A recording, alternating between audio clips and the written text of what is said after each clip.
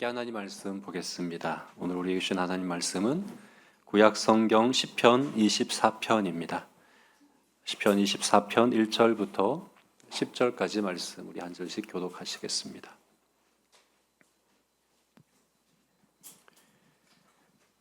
땅과 거기 충만한 것과 세계와 그 가운데 사는 자들은 다 여호와의 것이로다.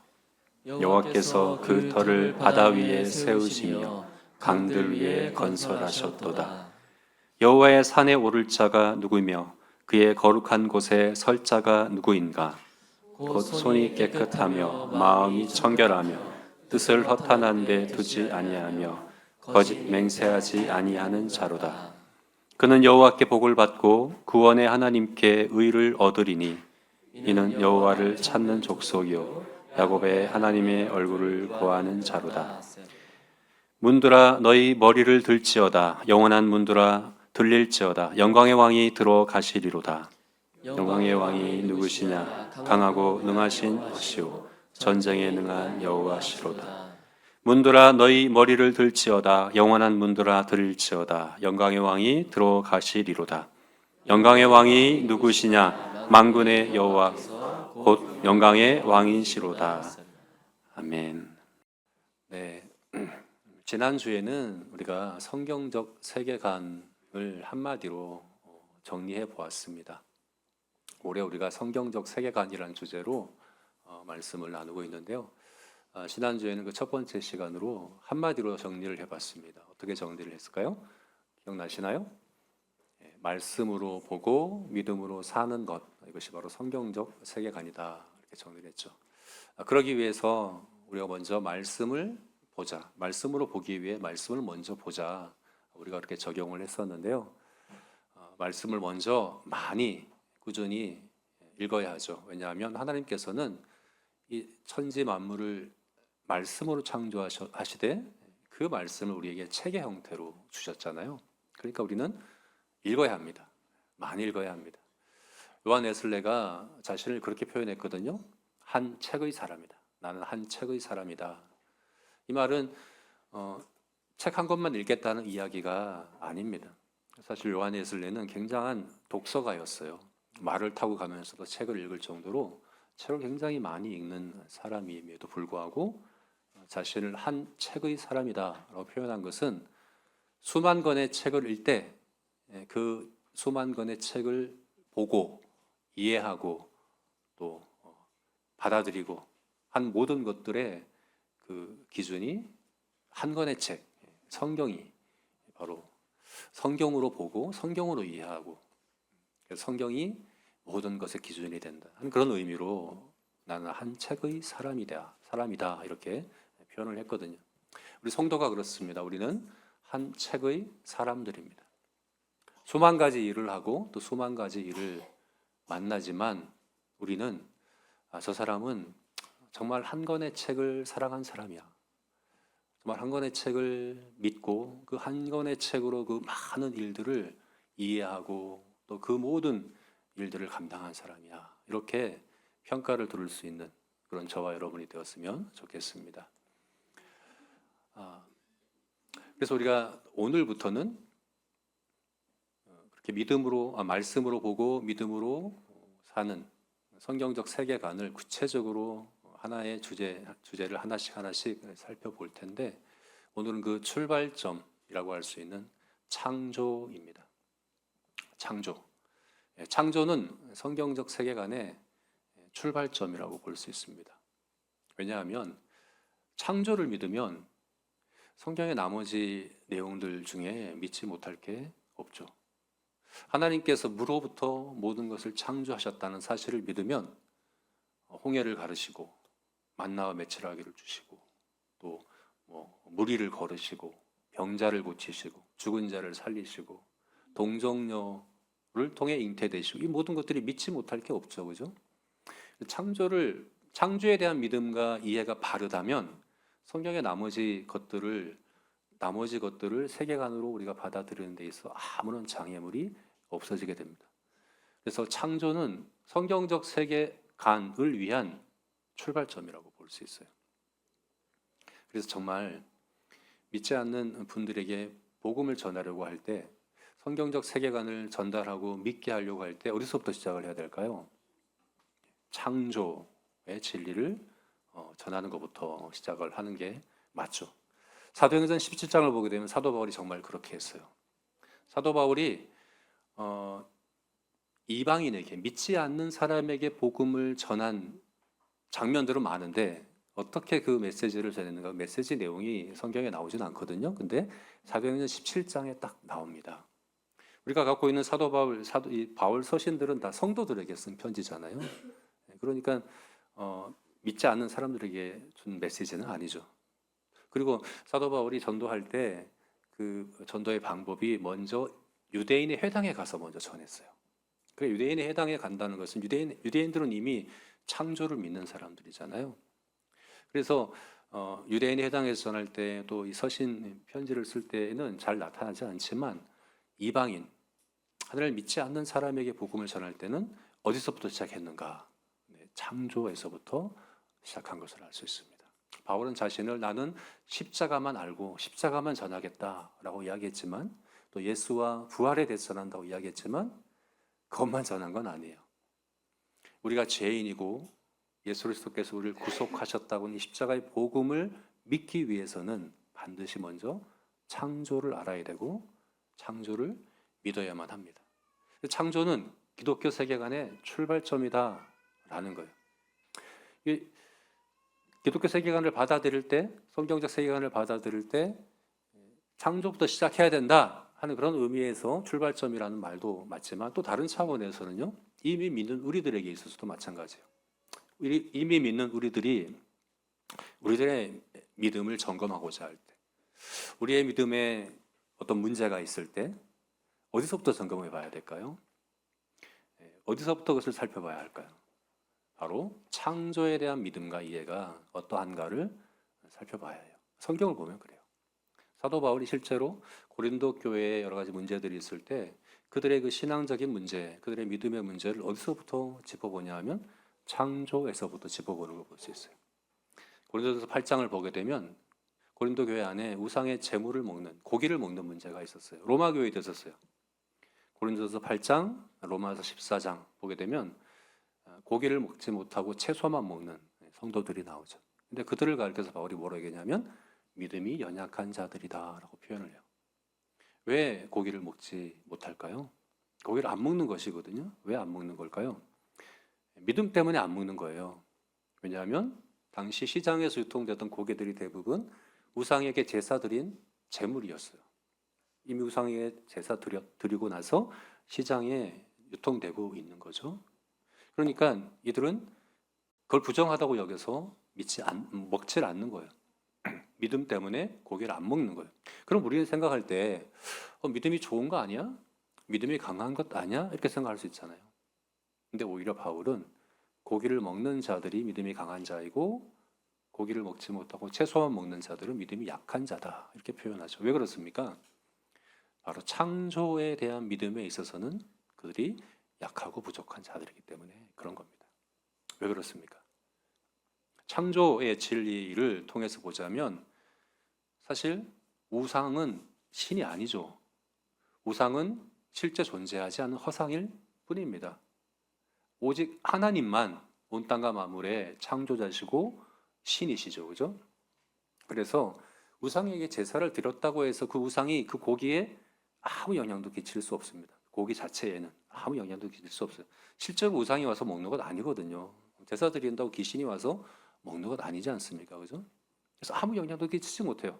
그래서 그 우상 숭배 행위나 그 문화에 참여하는 건 잘못된 것이겠지만 이미 제사를 드리고 나서 그것이 식재료로 시장에서 유통되기 위해 나온 고기라고 한다면 그것이 우상에게 한번 드려졌기 때문에 부정하다고 여기는 것은 우상에 대한 믿음이 너무 큰 거죠. 그리고 온 땅과 만물이, 특별히 이 고기를 하나님께서 창조하시고 하나님께서 우리에게 음식으로 주셨다는 창조에 대한 믿음에 있어서는 약한 것이라고 바울이 판단을 한 거예요. 그래서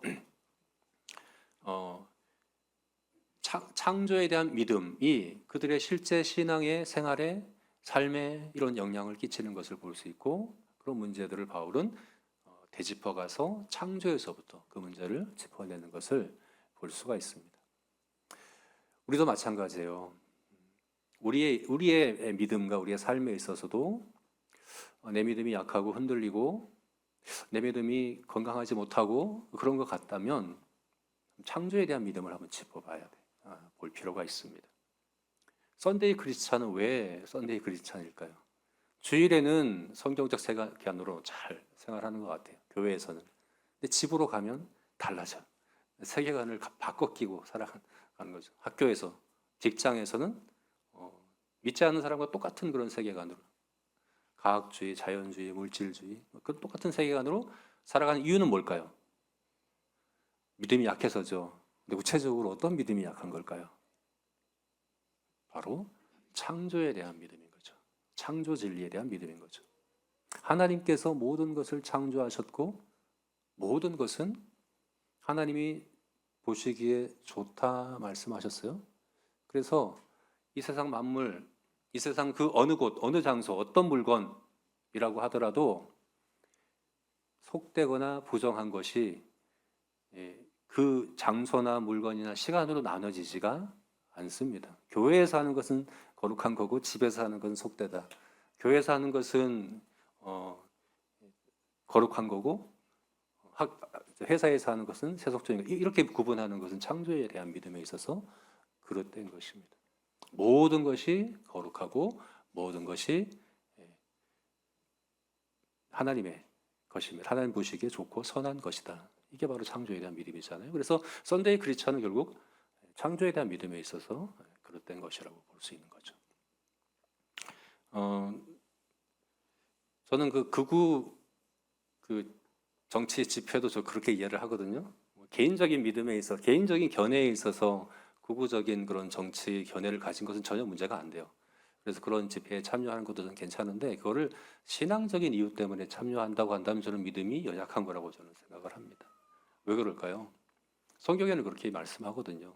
성경에는 인간의 모든 제도를 순종하라라고 말씀해요. 뿐만 아니라 왕을 하나님을 두려워함으로 존대하라. 당시의 왕은 네로 황제였거든요. 반기독교적인 네로 황제에도 불구하고 왕을 존대해라. 왜 그렇습니까? 창조에 대한 믿음 때문입니다. 모든 권세는 하나님께서 주신 것이다. 모든 것은 하나님이 창조하신 것이다. 다 하나님의 주권 아래에 있다는 믿음 때문에 사실 왕에 대한 순종이 아니라 그를 세우신 하나님께 대한 순종으로 순종하라고 성경은 가르치고 있거든요. 그래서 극우 기독교 집회에 가는 것은 개인적인 정치 견해로는 가도 괜찮습니다만 그것이 믿음 때문이다, 신앙 때문이다 표현한다면 그건 잘못된 것이고 결국은 창조 진리에 대한 믿음과 이해에서 연약한 것이다. 이렇게 볼 수가 있는 거죠. 뿐만 아니에요. 하나님께서 모세를 애굽에 가서 내 백성 이스라엘을 이끌어내라라고 말씀하실 때 모세가 보낼 만한 자를 보내소서 나는 못 갑니다 라고 거부하죠. 그때 하나님께서 뭐라고 말씀하세요? 누가 사람의 입을 지었느냐? 누가 말 못하는 자를 그렇게 말 못하는 자가 되게 하였느냐? 하나님의 창조를 이야기합니다. 그렇죠? 창조로부터 되짚어가서 그의 믿음을 점검하는 것을 볼 수가 있습니다. 여러분 창조에 대한 믿음이 바르지 않으면 창조에 대한 믿음이 약하면 우리 모든 믿음이 우리 모든 세계관이 흔들리고 무너지고 맙니다.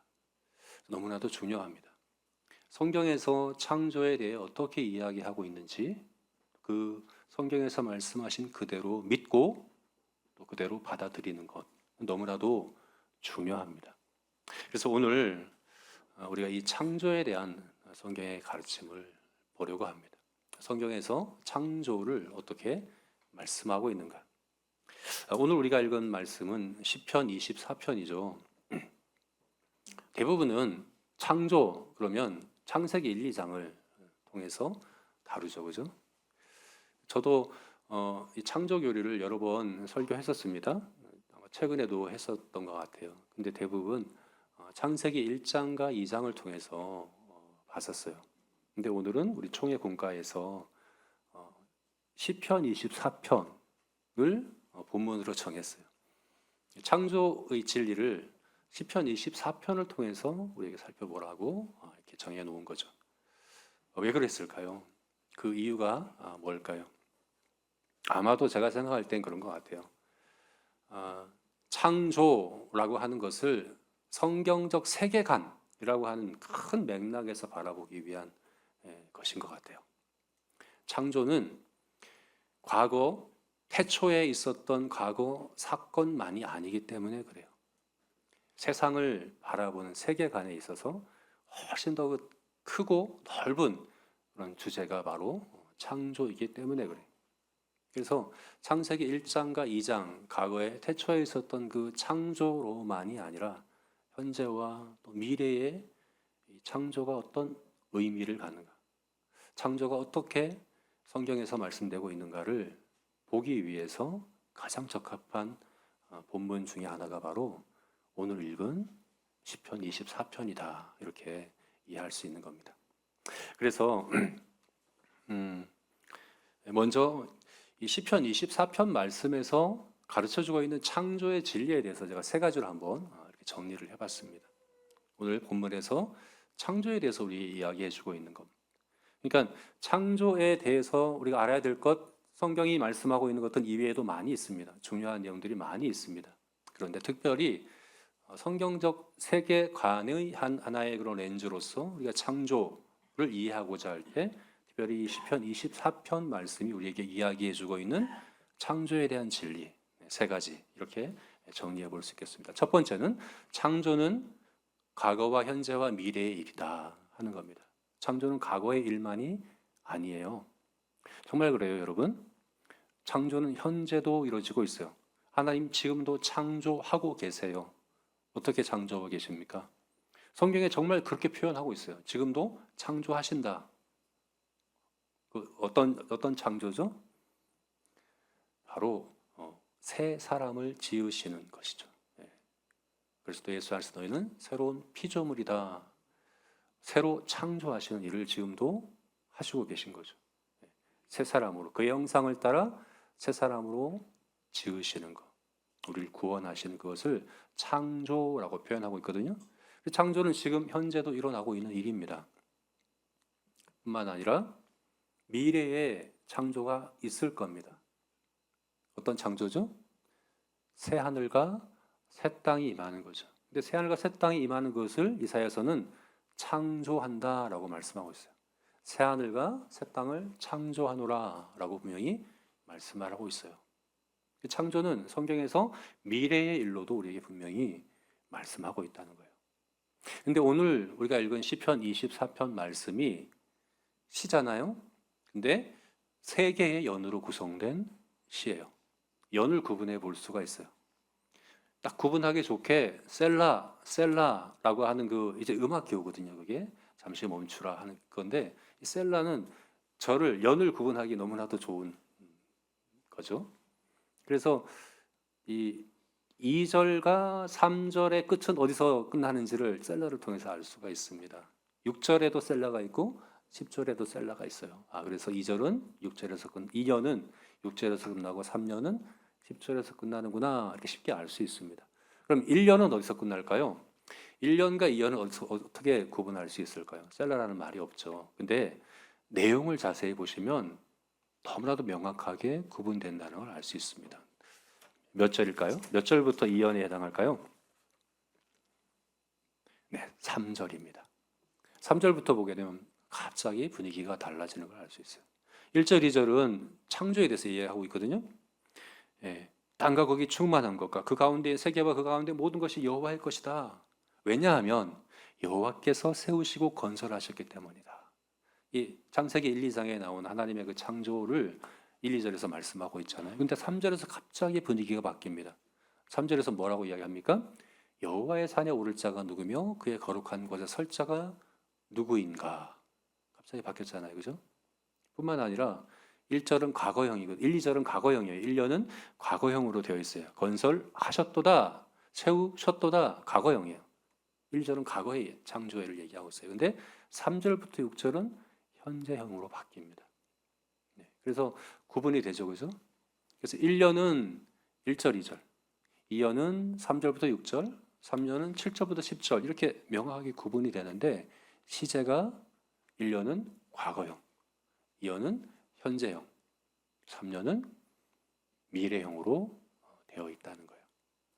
그래서 시편 24편은 창조에 대해서 이야기를 할 때 과거에 그리고 현재의 미래의 창조에 대해서 우리에게 잘 이야기해 주고 있다. 창조는 과거의 일만이 아니다. 현재의 일이기도 하고 미래의 일이기도 하다. 이렇게 말해주고 있습니다. 두 번째는 뭐냐면 창조의 목적은 예배다 하는 것을 시편 24편이 또 이야기해 주고 있어요. 어떻게 알 수 있습니까? 3절부터 6절 말씀 이연이 예배에 대한 말씀이지 않습니까? 여러분 여호와의 산에 오른다는 게 무슨 의미입니까? 여기서 이야기하고 있는 여호와의 산이 어떤 산입니까? 시온산입니다. 그리고 거룩한 곳에 설자. 거룩한 곳은 어디를 얘기하는 겁니까? 성막. 아마도 이 다윗의 시니까 아직 성전이 세워지기 전이잖아요. 아마 성막일 것 같습니다. 성막을 얘기하는 거죠. 그래서 여호와의 산에 오를 자, 그의 거룩한 곳에 설 자, 이게 의미하는 바가 뭡니까? 바로 예배하러 가는 사람을 이야기하는 겁니다. 그가 누구냐? 그 예배자가 누구냐는 겁니다. 예배자의 자격에 대해서 질문하고 있는 거예요. 그리고 그 예배자의 자격에 대해서 4절은 네 가지로 설명을 하고 있는 거예요. 손이 깨끗한 자, 마음이 청결한 자, 뜻을 허탄한 데 두지 아니하는 자, 거짓 맹세하지 않은 자. 이 사람, 이것이 바로 예배자의 자격이다. 이 사람이 바로 예배자로 예배의 자리에 나갈 사람이다. 그리고 5절 말씀은 그 예배자가 얻는 복에 대해서, 6절 말씀은 다시 한번 예배자를 이렇게 표현하는 거죠. 하나님 여호와를 찾는 자, 그의 얼굴을 구하는 자. 그래서 이 연은 주제가 예배예요. 뿐만 아닙니다. 3년도 보십시오. 7절부터 10절 보게 되면 3년의 주제도 예배입니다. 왜 그럴까요? 보십시오. 문들아 너희 머리를 들지어다. 영원한 문들아 들지어다. 영광의 왕이 들어가시리로다. 영광의 왕이 들어갔어요. 근데 영광의 왕이 누굽니까? 8절에서 질문합니다. 이 영광이 누굽니까? 강하고 능한 여호와시다. 전쟁에 능한 여호와시다. 여호와가 영광의 왕이시다. 그 영광의 왕 여호와께서 문으로 들어가신다. 그러므로 문들아 머리를 들어라. 이게 의미하는 바가 뭘까요? 여러분 다윗의 그 삶 가운데 우리가 다윗에 대해서 잘 알 수 있잖아요. 성경에서 다윗이 경험한 그 경험 중에 이걸 표현할 만한 그 배경이 된 사건이 있었을까요? 여호와께서 성문에 들어가신 사건이 있었을까요? 이 시는 다윗이 이 시를 썼을 때 어떤 사건, 어떤 경험을 기초로 해서 썼을까를 성경학자들이 추론하기를 바로 사무엘하 6장에 나오는 사무엘하 6장에는 어떤 말씀이 나옵니까? 여호와의 언약궤가 오벳 에돔의 집에 있다가 다윗 성으로 옮겨지는 그 일이 사무엘하 6장에 나와요. 그때 어떻게 했습니까? 다윗이 춤추며 하나님을 예배했죠, 그죠? 옷이 다 이제 하체가 다 드러날 정도로 열렬하게 하나님을 찬양하고 예배하고 춤췄던 그 장면 기억하실 겁니다. 바로 그 사건이다. 왜냐하면 하나님은 형상이 없으세요. 그래서 하나님이 성문으로 들어가시는 일은 사실은 실제로는 이렇게 실제 하나님이 이 성문으로 들어간다는 것은 언약궤가 들어가는 것을 의미한다고 우리가 봐야 하는 거예요. 바로 그겁니다. 문들아 머리를 들어라. 영광의 왕이 들어가신다. 바로 그 사건, 그 경험을 바탕으로 지은 시가 바로 이 시편 24편 시다라고 성경학자들이 이야기를 한다는 거예요. 그래서 3년도 결국은 주제가 예배입니다. 여러분 그러면 이 시편 24편은 창조와 예배를 같이 놓고 있는 거죠. 그죠? 1년에서는 창조를 노래하다가 2년과 3년에서는 주제가 예배로 바뀌어지는 거예요. 그래서 어떤 분들은 비평학자들은 그렇게 이야기를 해요. 이 시편 24편은 짜집기 한 시야. 왜냐하면 주제가 너무나도 동떨어져. 1년에서는 창조를 얘기하다가 2년과 3년을 왜 갑자기 예배를 얘기해? 이거는 짜집기 한 것 같아. 이렇게 주장을 하기도 합니다. 그런데 그게 아닙니다. 그렇지가 않습니다. 우리가 시편 24편을 통해서 배워야 하는 창조의 너무나도 중요한 진리는 뭐냐면 창조는 예배와 분리될 수 없다는 겁니다. 창조는 예배와 너무나도 밀접한 주제라는 사실입니다. 그래서 너무나 자연스러운 거예요. 창조를 노래하다가 예배에 대해서 이야기하는 건 너무나도 자연스러운 거예요. 정말 그래요, 여러분. 성경을 한번 살펴보시면 에덴 동산, 하나님께서 에덴 동산을 지으실 거기에 아담을 두셨잖아요. 아담에게 에덴 동산에서 주신 역할이 뭡니까? 경작하라 하는 역할을 주셨어요. 그래서 아담은 사실은 동산지기로 하나님께서 거기 두신 것이거든요. 근데 사실 이 경작하라 이 단어가 굉장히 중요한 단어입니다. 히브리어로는 이것이 아바드라는 단어예요. 왜 이거 중요하냐? 이 단어가 나중에 성막과 성전에서 제사장들이 섬긴다라고 할 때 이 사용된 단어가 똑같은 바로 이 단어이기 때문에 그런 거예요. 제사장들이 성전에서, 지성소에서, 성소에서 섬기는 그 일, 바로 예배죠, 그죠? 제사하는 거죠. 그게 바로 아담이 에덴 동산에서 했던 일이라는 거예요. 그래서 여러분, 에덴 동산에서는 예배가 없었어요. 제사가 없었어요. 제사는 언제 시작됩니까? 성경을 자세히 보시면 창세기에 처음 제사가 나오는 장면은 에덴 동산에서 쫓겨나자마자 4장 가인과 아벨의 제사부터라는 걸 볼 수 있어요. 왜 에덴 동산에서는 제사가 없었을까요? 경작하라. 거기에서 땅을 경작하라. 에덴 동산 안에서 하는 그 모든 일이 사실은 예배였기 때문인 거죠. 제사였던 거죠. 사실은 아담이 성소, 지성소 안에서 하나님을 섬기는 일을 했던 것이 바로 에덴 동산이었다는 것을 알 수 있어요. 이것을 나중에 세워지는 성막과 성전을 보면 이게 그대로 형상화되는 걸 볼 수 있습니다. 성막을 보면요, 성막의 문이 동서남북 어느 쪽으로 나 있을까요? 동쪽으로 나 있어요. 동쪽으로 나 있고 성막에는 지성소와 성소를 나누는 휘장이, 두꺼운 휘장이 쳐져 있습니다. 지성소에 함부로 들어가지 못하게.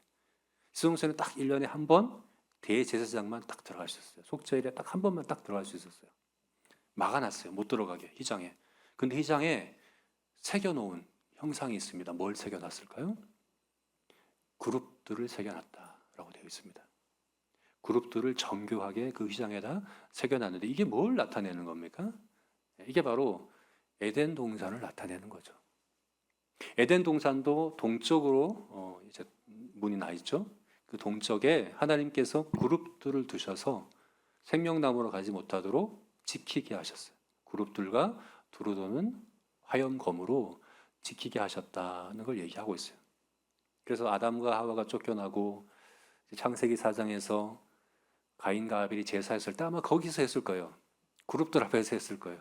그룹들 앞에서 에덴의 동쪽에서 그룹들 앞에서 아벨이 양을 잡아서 제사하는 그 일을 했을 건데 사실 성전과 성막에서 일어난 일이 그거잖아요. 성막에서 오른쪽으로 난 문에 휘장의 그룹들이 있고 그 앞에 번제단에서 제사하는 일이 그대로 이루어지죠. 솔로몬 성전에서도 마찬가지입니다. 솔로몬이 지은 성전에서 솔로몬 성전을 보게 되면 특별히 내소와 외소의 문과 벽에 뭐가 새겨져 있습니까? 종려나무와 꽃들이 새겨져 있다라고 되어 있어요. 그렇게 모양을 만들어 놨어요. 사실은 성전은 동산인 거예요. 나무가 있는 동산인 거예요. 어떤 동산입니까? 성전이 나타내는 것은 바로 에덴 동산을 나타내는 거예요. 그 말은 에덴 동산이 바로 성소였습니다. 지성소였다는 것을 알 수 있어요. 그리고 이것이 새하늘과 새 땅까지 이어지죠. 요한계시록을 보게 되면 새하늘과 새 땅에도 강이 있고 생명나무가 있는 것을 볼 수 있죠. 그죠? 에덴 동산이에요. 그리고 새하늘과 새 땅은 특이한 건물이라고 되어 있어요. 어떤 건물입니까? 정육면체, 두사이처럼 정육면체 형태라고 되어 있습니다. 정육면체는 성경에서 딱 하나밖에 없거든요. 정육면체로 된 건물 뭡니까? 지성소입니다.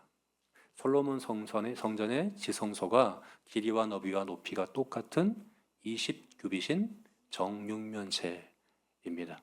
근데 새 예루살렘, 새하늘과 새 땅도 12,000 스타디온인 길이와 높이와 너비가 12,000 스타디온인 정육면체 모양의 건물로 표현되어 있죠. 이게 뭡니까? 새하늘과 새 땅 자체가 성소라는 겁니다. 지성소라는 겁니다.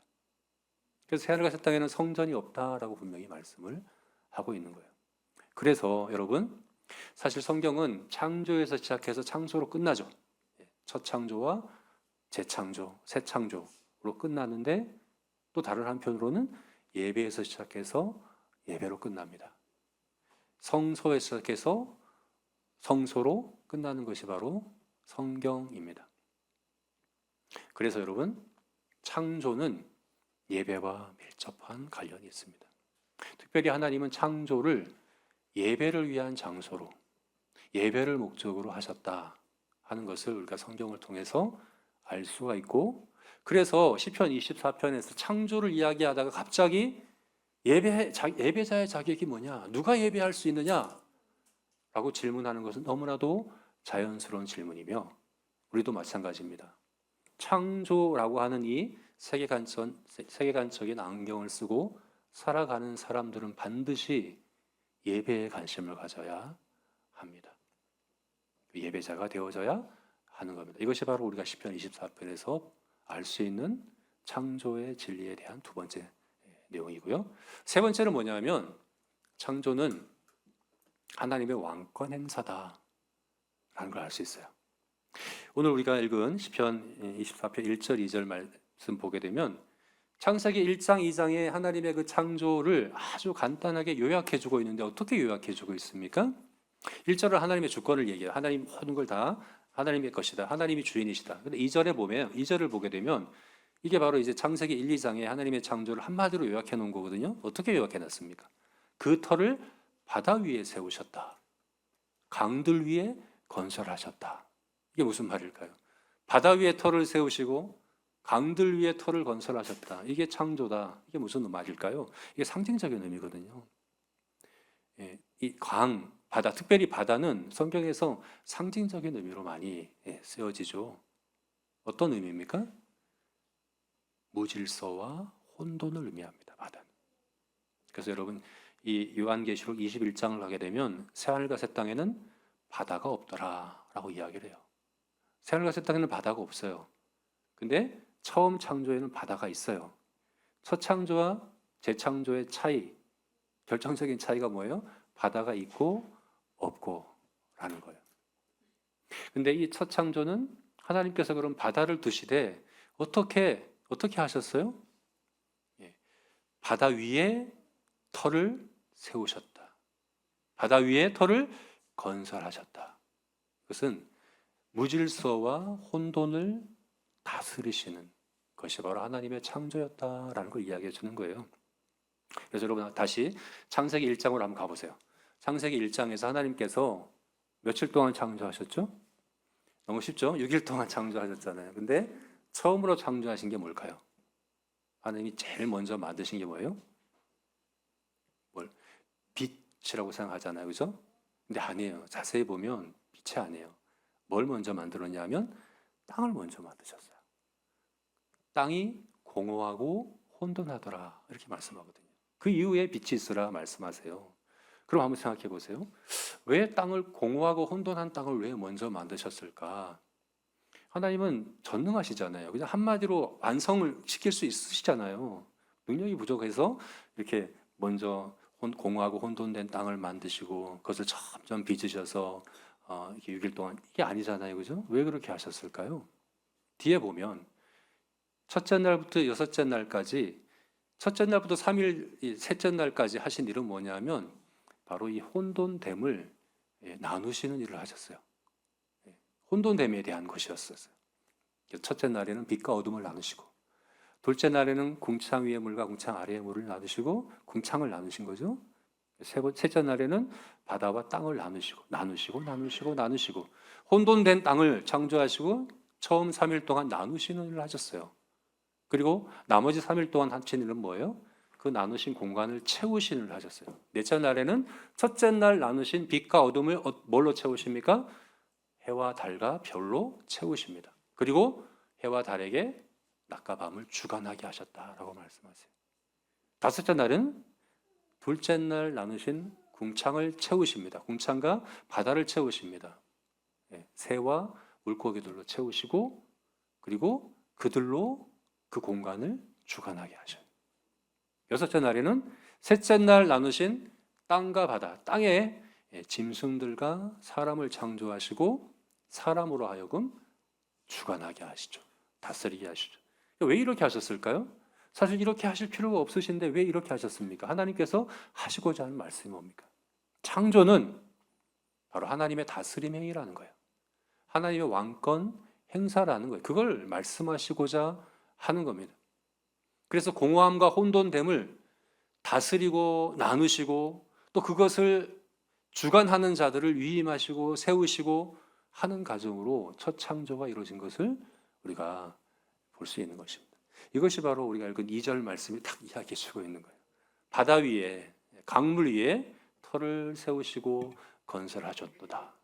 그래서 여러분 창조는 왕권 행사죠. 뿐만 아닙니다. 이언에서도 보십시오. 누가 예배자냐? 누가 여호와의 산에 올라가고 누가 거룩한 곳에 설자인가? 누구인가? 거기에 대한 대답이 뭐냐면 손을 깨끗이 하며 마음을 정결하게 하며 뜻을 허탄한 데 두지 아니하며 거짓 맹세하지 아니하는 자로다. 이게 의미하는 바가 뭘까요? 여러분 손을 깨끗이 하고 마음을 청결하게 하는 게 뭘까요? 성경에서 이야기하고 있는 청결함, 깨끗함은 뭘까요? 성경에서의 부정함은 우리가 생각하는 어떤 더러운 것이 묻고 하는 그런 의미이라기보다는 뭡니까? 섞이는 거예요. 두 종자가 함께 뿌려지고 두 개의 옷감이 섞여지는 것을 부정하다 하나님께서는 말씀해요. 성경에서의 부정함은 두 마음이에요. 그래서 야고보서 4장 말씀에 두 마음을 품은 자들아 손을 깨끗이 하라 라고 말씀하죠. 손을 깨끗이 하는 건 뭡니까? 두 마음을 품지 않는 거예요. 한 마음을 품는 거예요. 이게 의미하는 게 뭡니까? 우리 마음이 두 주인을 섬기지 않는 거죠. 우리 손으로 두 주인을 섬기지 않는 거죠. 하나님을 주인으로 왕으로 믿고 섬기고 따르고 한 그것이 바로 결국 4절에서 이야기하고 있는 손을 깨끗이 하고 마음을 정결하게 하는 것이다. 이렇게 우리가 이해할 수 있는 거예요. 다시 말해서 이 연의 주제도 뭐예요? 하나님의 왕권입니다. 하나님의 왕권을 노래하는 것이 바로 이연이라고 볼 수 있죠. 3년도 마찬가지죠. 3년에서 뭐라고 얘기합니까? 문들아 머리 들어라. 영광의 왕이 들어가신다. 영광의 왕이 누구십니까? 누굽니까? 영광의 왕은 여호와시다. 전쟁에 능하신 여호와시다. 여호와가 왕이시다. 그 왕권이 실현되고 완성되는 것, 그것이 바로 그 성문으로 하나님이 들어가시는 것이고 그게 바로 미래에 있을 창조의 완성인 거죠. 그래서 여러분 창조는 하나님의 왕권 행사다. 우리가 이렇게 시편 24편을 통해서 정리해 볼 수가 있겠습니다. 어렵죠? 이것을 이제 우리에게 적용해 봅시다. 그리고 시편 24편을 통해서 우리가 알았어요. 아, 이게 창조구나. 창조의 진리구나. 그럼 우리에게 어떻게 적용할까요? 나는 어떻게 그러면 이 창조의 진리대로 살아갈까요? 이것을 나의 세계관으로 삼고 살아가기 위해 나는 어떻게 해야 될까? 이렇게 세 가지로 또 제가 또 정리해 봤습니다. 주보에 나와 있는 표현보다 제가 또 다르게 한번 표현해 보는 게 봤어요. 일부 예배를 하다 보니까 이게 좀 복잡하더라고요. 우리가 잘 기억하기 쉽게 표현하자면 이렇게 세 개로 우리가 정리했으면 좋겠습니다. 예배자가 되자, 청지기가 되자, 문지기가 되자. 기억하기 쉽죠, 그죠? 같이 해볼까요? 예배자가 되자, 청지기가 되자, 문지기가 되자. 이게 여러분 창조의 진리를 믿고 그 세계관으로 살아가는 사람의 태도입니다. 첫 번째로 예배자가 되자. 더 구체적으로 얘기하자면 더 나은 예배자가 되어가자 하는 겁니다. 여러분 3절 말씀은 그가 누구냐라는 질문으로 시작하잖아요. 여호와의 산에 오를 자가 누구냐? 거룩한 곳에 설 자가 누구냐? 누구냐? 하나님이 이렇게 질문하신다라고 저는 생각을 합니다. 여러분 창조는 성소입니다. 지성소입니다. 처음 창조도 재창조도 다 하나님의 성소입니다. 거룩한 것입니다. 여호와의 산입니다. 이제 문제는 뭡니까? 거기에 누가 설 거냐? 여기에 설 자가 누구냐? 그래서 여러분 이 창조 세계가 우리에게 주고 있는 질문이 이거예요. 누가 예배자가 될 거냐? 누가 여기에 설 거냐? 여러분, 성경에 하나님이 분명 예배하는 자를 찾는다고 말씀하셨어요.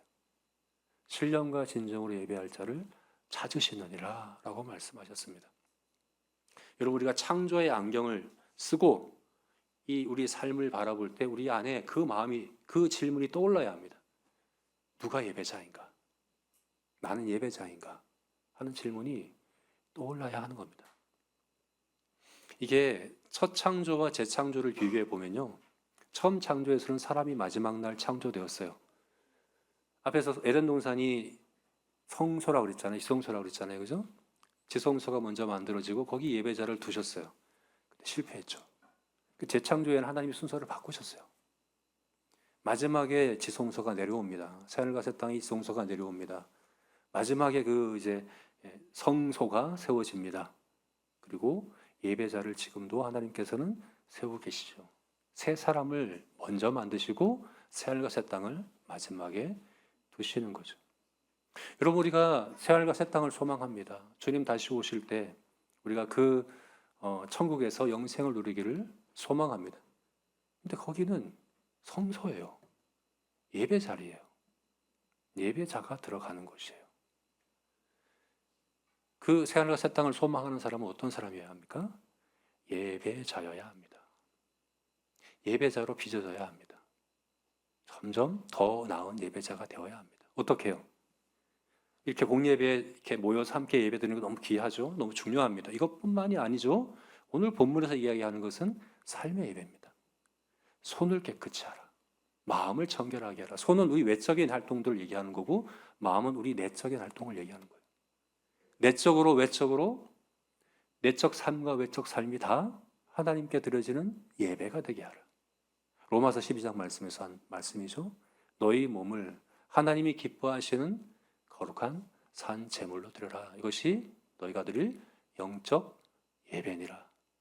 우리가 하는 모든 일들이 예배가 되게 하라.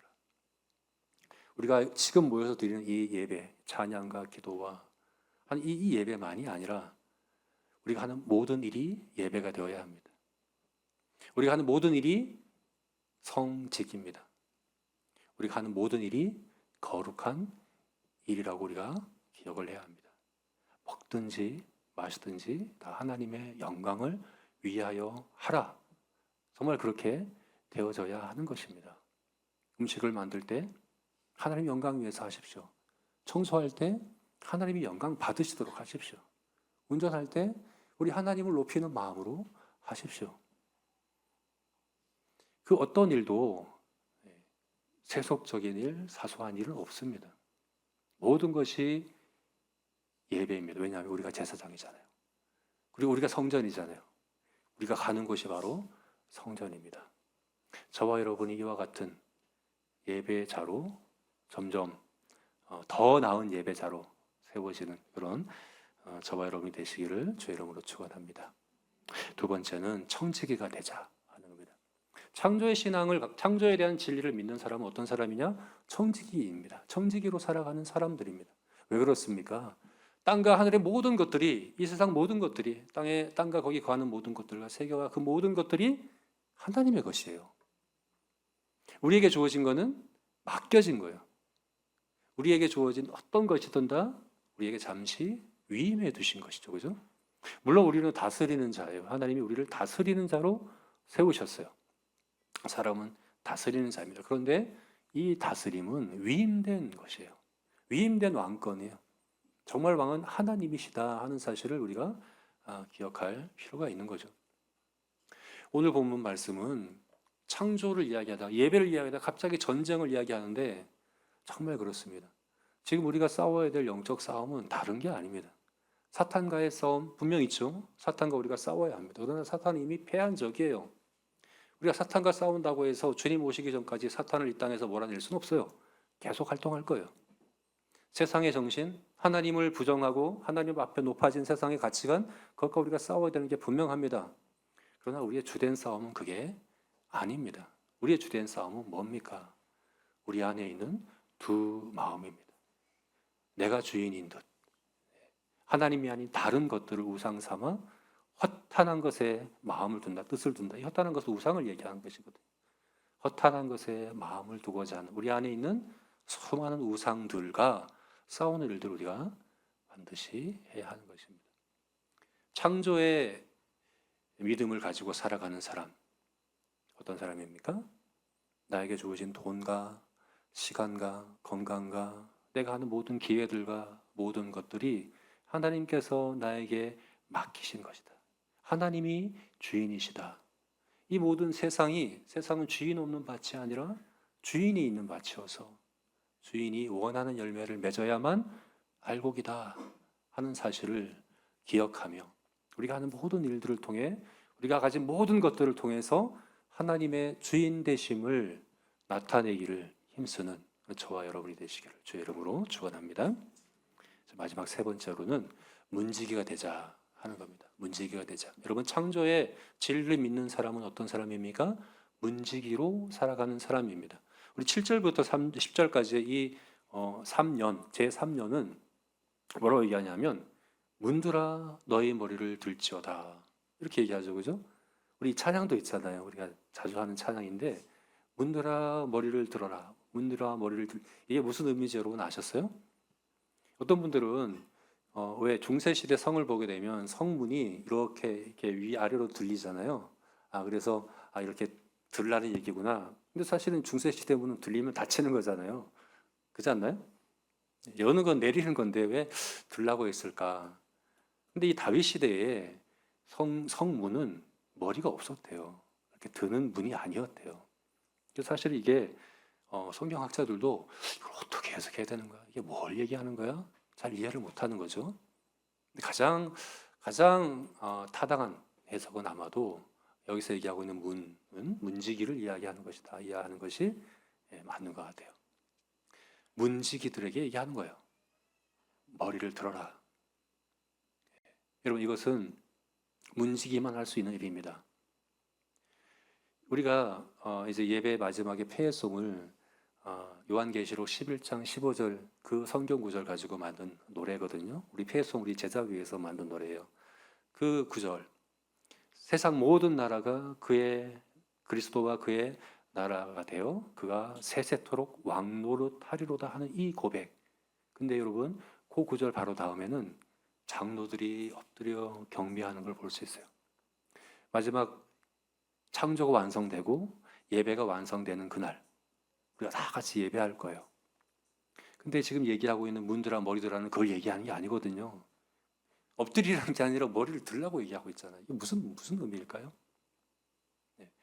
예배하는 게 아니라 예배를 준비하는 거죠. 그죠? 왕이 오시도록 준비하는 거죠. 머리를 들고 준비하는 거죠. 왕이 오시기를 기대하고 소망함으로 왕이 오실 문을 준비하는 거죠. 담대하게, 거침없이. 머리를 든다는 건 그런 의미라고 저는 이해를 합니다.